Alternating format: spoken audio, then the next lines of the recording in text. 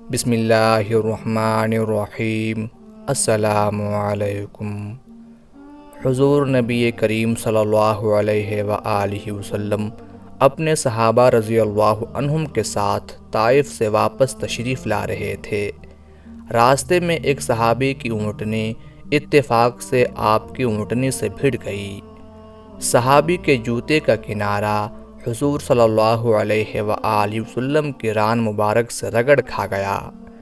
آپ صلی اللہ علیہ وآلہ وسلم کو اس سے تکلیف پہنچی۔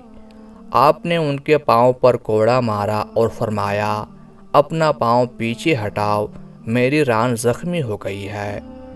نبی کریم صلی اللہ علیہ وآلہ وسلم کی ناراضی نے ان پر لرزہ طاری کر دیا۔ کوڑے کی تکلیف کو بھول گئے، اپنی آخرت کی فکر پڑ گئی۔ صبح کے وقت جب لشکر نے جیرانہ کے مقام پر پڑاؤ کیا تو وہ اپنی اونٹنی کو چرانے نکل گئے، لیکن دل میں دھڑکا لگا ہوا تھا۔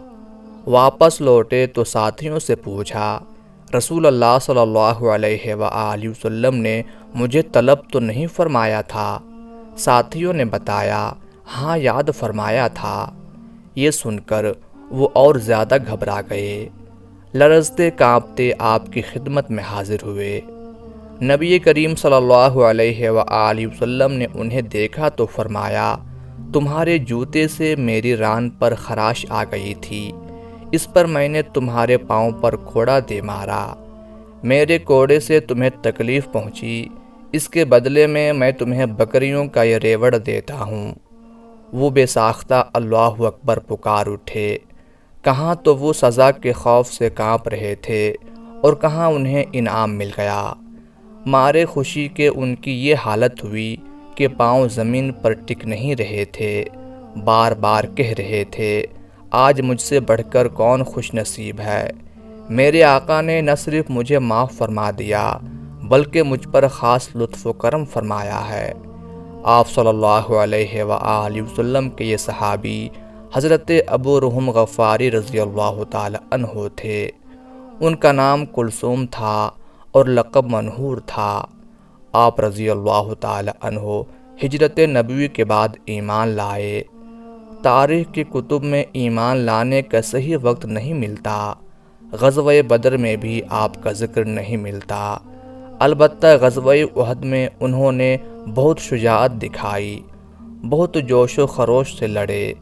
عین لڑائی میں ایک تیر ان کے سینے میں آ کر لگا، سخت زخمی ہوئے۔ لڑائی کے بعد انہیں نبی کریم صلی اللہ علیہ وآلہ وسلم کی خدمت میں لایا گیا۔ آپ صلی اللہ علیہ وآلہ وسلم نے اپنا لعاب دہن ان کے زخم پر لگایا، اس کی برکت سے زخم بہت جلد ٹھیک ہو گیا، اس لیے آپ منہور کے لقب سے مشہور ہوئے۔ سینے کو عربی میں نہر کہتی ہیں۔ نبی پاک صلی اللہ علیہ وآلہ وسلم کا لعاب دہن آپ کے سینے پر لگا تو منہور نام پڑ گیا۔ 6 ہجری میں آپ صلح حدیبیہ میں شریک تھے۔ آپ صلی اللہ علیہ وآلہ وسلم سے بیعت کرنے والوں میں آپ بھی شامل تھے، یعنی جن حضرات کو اللہ تعالیٰ نے اس موقع پر جنت کی بشارت عطا فرمائی تھی، یہ ان میں سے ایک تھے۔ بیعت رضوان کے بعد آپ رضی اللہ تعالی عنہ نے غزوہ خیبر میں بھی حصہ لیا۔ آپ صلی اللہ علیہ وآلہ وسلم نے انہیں مال غنیمت میں سے دوہرا حصہ عطا فرمایا۔ تاریخ کی کتب میں اس کی وجہ نہیں ملتی کہ دوہرا حصہ کیوں مرحمت فرمایا تھا، لہٰذا ہم خیال قائم کر سکتے ہیں کہ انہوں نے کوئی خاص کارنامہ انجام دیا ہوگا۔ طائف کی مہم میں بھی آپ نے حصہ لیا، اس سے واپسی پر مندرجہ بالا واقعہ پیش آیا تھا۔ غزوہ تبوک کی تیاری کے موقع پر نبی کریم صلی اللہ علیہ وآلہ وسلم نے ابو رحم غفاری رضی اللہ تعالی عنہ کو قبیلہ غفار کی طرف روانہ فرمایا تاکہ وہ لوگوں کو جہاد کی طرف راغب کریں، جہاد کے لیے ابھاریں۔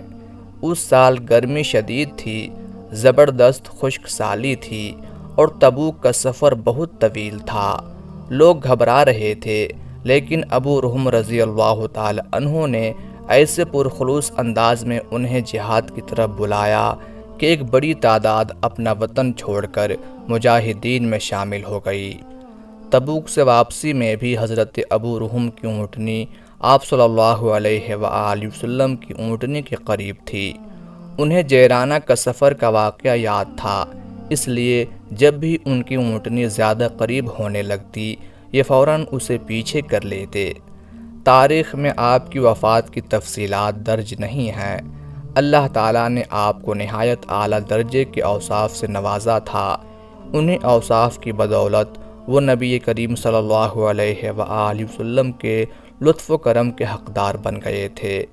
نبی پاک صلی اللہ علیہ وآلہ وسلم کی نظروں میں آپ کی بہت قدر تھی۔ اللہ ان سے راضی ہو۔